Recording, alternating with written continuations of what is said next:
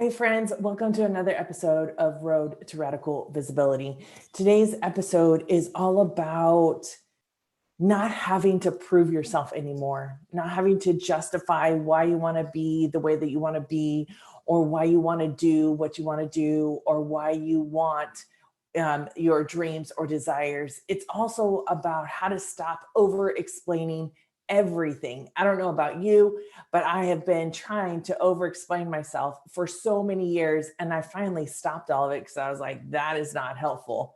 And we'll dig a little bit deeper into that. I had a woman say to me, I feel like I'm always trying to prove myself to myself or to someone else.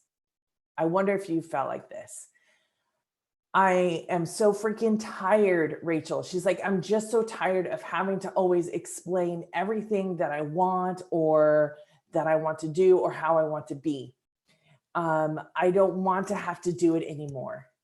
And the part that hits me with this is that she was so tired. And with the tears streaming down her face, I wonder if you can relate to any of this because I can.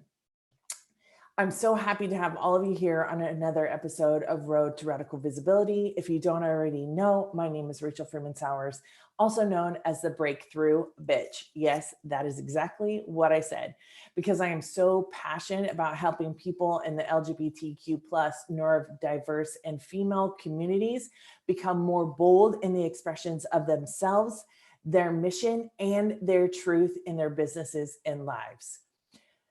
Let's deep dive into today's episode. So we've talked about feeling or introduced feeling like we have to be proving ourselves or always having to justify. And we're going to talk today about where that comes from and 3 things that you can actually be doing right now to begin to untangle and unprogram, which is what it is, the things that you were taught that are your truth that really may not be your truth. So when we get busy trying to prove our value, we do it through accomplishments. This is something that I had done. I have 2 degrees and a half of a PhD, and I'm proud to say that I have a half of a PhD. I didn't keep going for my PhD, even though everyone said, if you stop, you're never going to go back. You won't be able to make the money that you want to make if you don't get a PhD. I kind of just ditched all of those beliefs and started going on my own path. But I was doing those things to prove that I had value or I could have value in the world. I've also been in numerous jobs, and going up the ladder was something that I was told would increase my feeling of value to myself and to other people.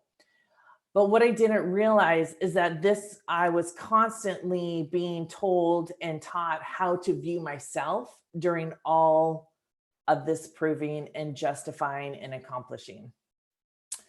So another way people find themselves justifying and explaining of why you want to be is because of other people's thoughts, opinions, and feelings about it, or even their thoughts, feelings, and opinions about you. We're going to deep dive into that in one of my stories in just a little bit. And what is it that is happening here? Because we feel responsible for other people's thoughts and feelings. We're told that we're responsible. How many times have you said, you made me feel this way? Or someone said, if you stop doing this, I'll feel that way. And our culture is kind of built on this way of shaming each other and blaming each other. I saw Gary Vee, and he was in this IG, and he was like, it's all about you, and not the me. And what I know to be true is this: throughout all of the work I've done as a licensed therapist and all of the work I've done in other areas, is that when someone says, you made me feel, the fact of the matter is that there was something triggered within them that isn't quite healed yet. And oftentimes that is what we say is someone else's fault, instead of being able to look within ourselves in this deeper way and say, hey, listen, this is still something I'm working through, right? So the result of all of these things that we've been trained to do, that you've been trained to do, that you've been taught to do, is you end up being really hard on yourself. I was leading a vision board workshop a couple of weeks ago, and we had 12 women gathered together. It was a beautiful group. And in that group, pretty much every single woman said, I want to learn how to not be so hard on myself. And finding out really what that's about. So the result of having to justify constantly, having to prove your value to yourself or to someone else, over explaining, is that we often become more hard on ourselves. We experience burnout and fatigue, or maybe even physical illness. I've seen my clients, that happen to my clients. Asking yourself, what happened? I used to be so confident. Where did that person go? Right? Or I used to be able to do this and now I can't do it. And the mind tries to cognitively work through these processes, but I'm here to tell you, it's not about the mind. It is what is in the body, what is stored in the body. It is the emotions. It is the traumas. And I'm not talking like I heard it said the other day, capital T traumas. I'm not talking about, major child abuse, sexual abuse, those kinds of things, but traumas that come in our life that teach us things about ourselves. And then we begin to wall off parts of ourselves. So today I want to talk about where this comes from and then what you can do. And one of the major ways this comes through our cultural and societal constructs is through measurement. So I would love to have you think back for just a minute about any religious interactions you've had, any professional interactions you've had, if you're an entrepreneur, or even in your personal relationships or friendships, about any measurements that told you that if you did this thing, you would then be worthy. If you got A's in your school, you would be more worthy of scholarships for money in college. I had that. Or even in college, when I went to Chico State, I was a single mom. I tried to get my GPA up, and I had a 3.97 GPA. And when I went for the job interview, the question wasn't like, tell us about your experience and everything that you've done. It was like, why is your GPA lower than this 4.3 of other people? That was it. But they didn't know that I was a single mom, that I had worked the whole time, that I, like all of those kinds of things. So where have the measurements come in that have taught you that you are not as valuable as other people?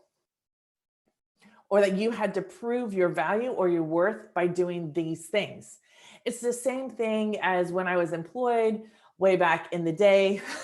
I'll just say that, way back in the day. And we weren't supposed to wear jeans as therapists, right? Jeans were unprofessional.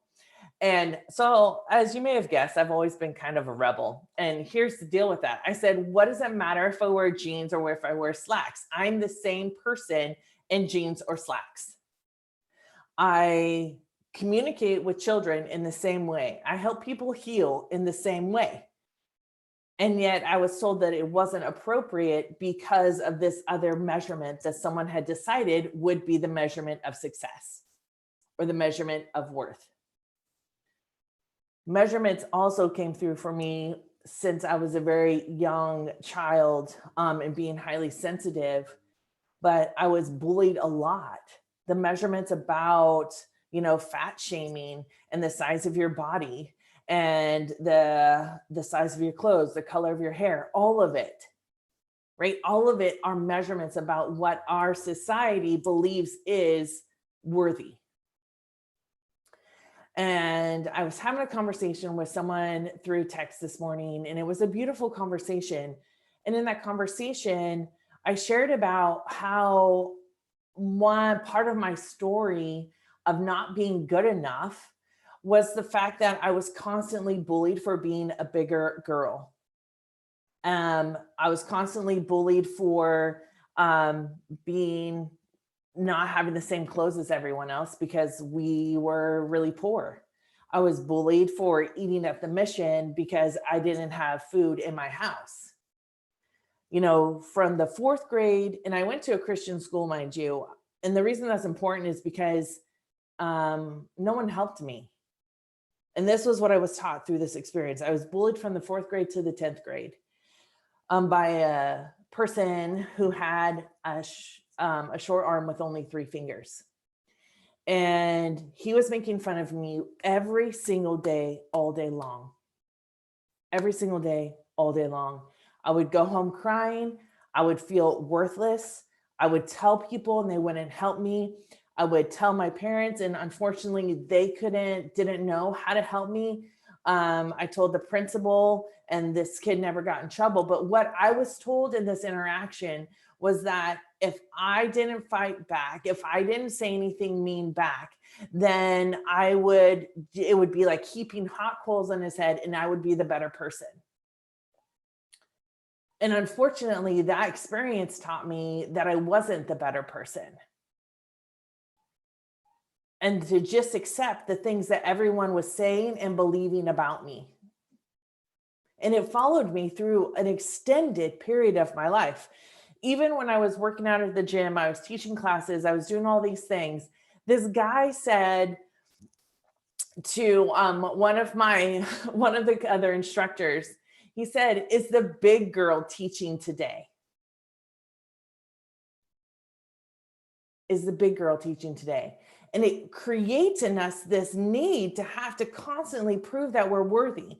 The more people I help, the more I give of myself, the more of all of those other things, then that makes me more worthy. And I'm telling you, that's not what makes you more worthy. You are worthy because you are here. Noticing all of the beautiful parts of yourself and loving those parts and healing these other parts is what creates value in your own life.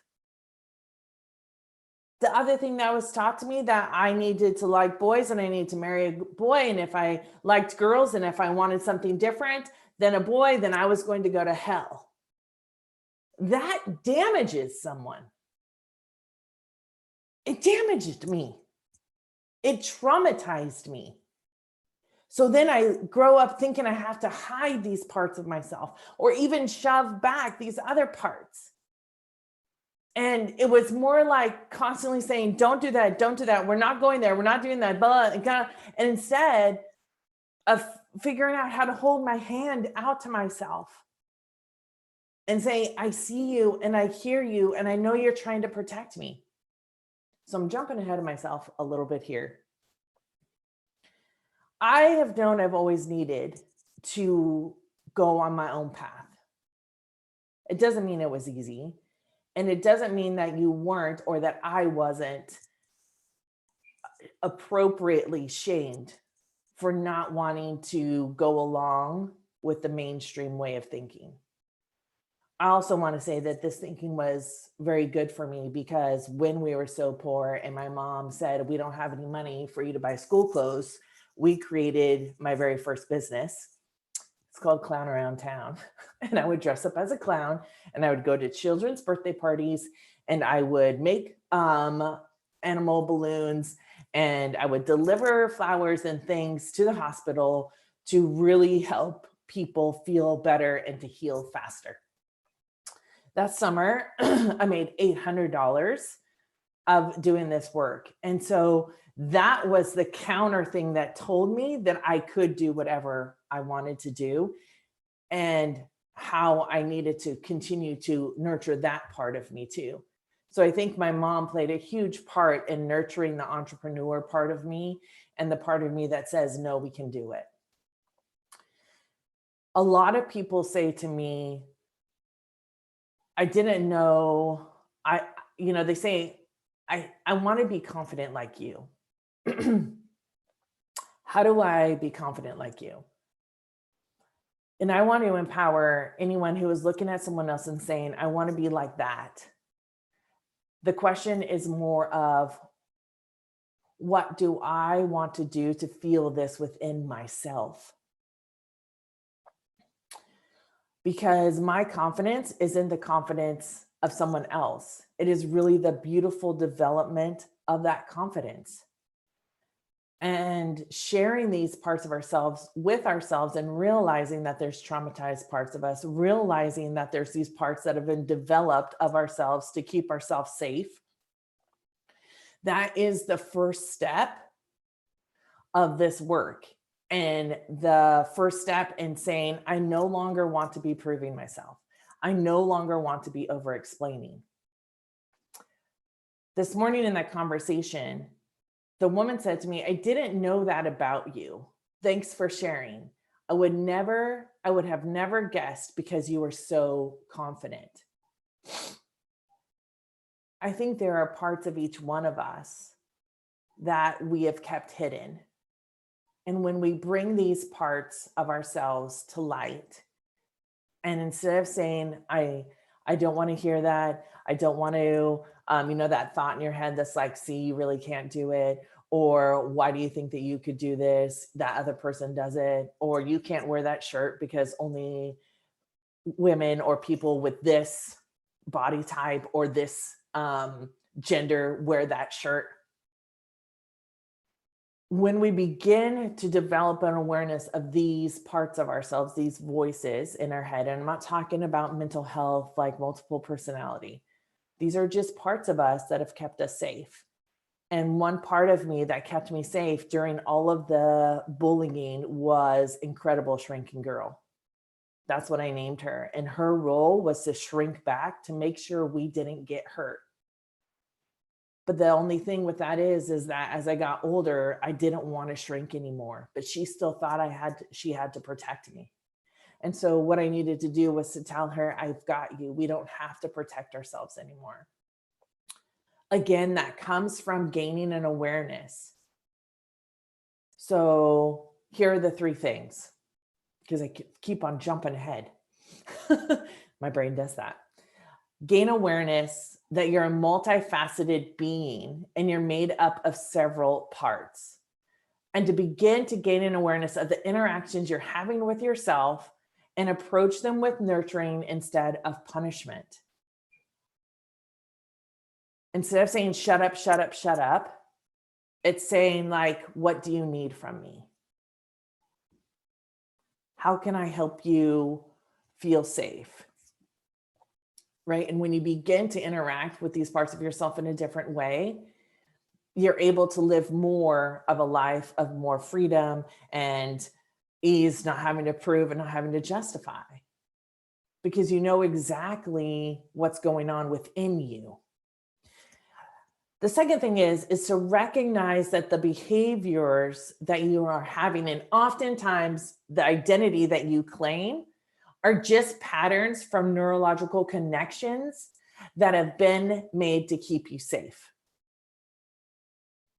We have neurological connections and they say, danger, danger, that's not safe for me to get up in front of, let's see how many people were at the Women's March a couple years ago, 700 people, and give a speech and empower people to create equality within themselves and then in their own communities. Like, who makes you better than anyone else? Like, those are the voices that are there to protect us. And recognizing that the patterns of behavior of me shrinking back are really only neurological connections that are because I was taught that that was my worthiness, but also because I was taught and how to interact in this world to make sure I was safe. So number 3 is this: playing with the possibility that what you were taught was and is not your truth. Yeah, is not your truth. This can feel scary to my clients, and it felt scary to me because then what is my truth? But more than scary, it was about adventure. It was about curiosity. You know, it's just like in a marriage, and I will say I've been married 3 times.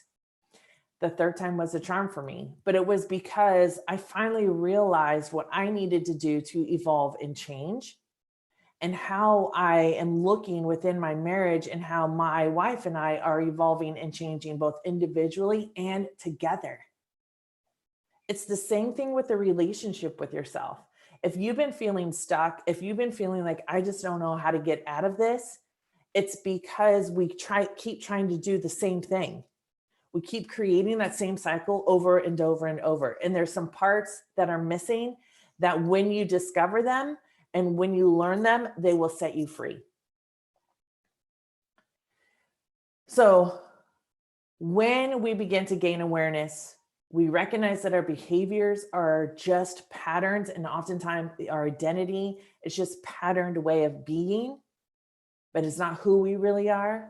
And then we play with the possibility that what you were taught is your truth, what you were taught is your reality, may no longer be your truth or reality, and that you can shift that.